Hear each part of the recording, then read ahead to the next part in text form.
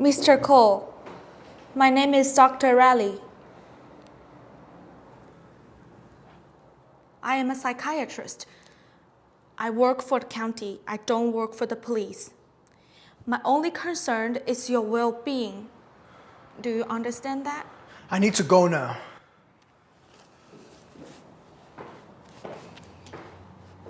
I'm going to be completely honest. I'm not going to lie to you. I can't make the police let you go. But I do want to help you.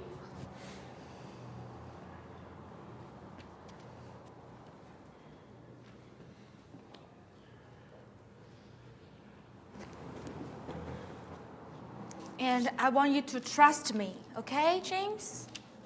May I call you James? James. Nobody ever calls me that. Have you been a patient at county? Have I seen you someplace? No, not possible. Listen, I have to get out of here. I'm supposed to be getting information. What kind of information? It won't help you. You can't do anything about it. You can't change anything. Change what? I have to go. Do you know why you're here, James? Because I'm a good observer. Because I have a tough mind. I see. So you don't remember you were assaulting a police officer. Several officers.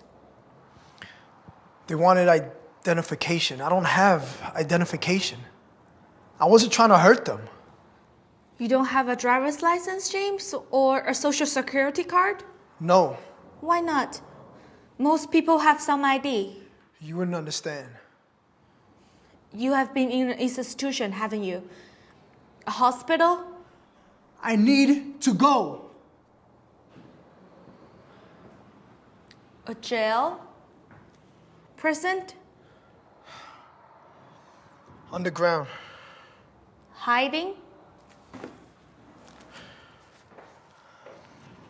I love this air. This is wonderful air. What's wonderful about the air, James? It's so clean.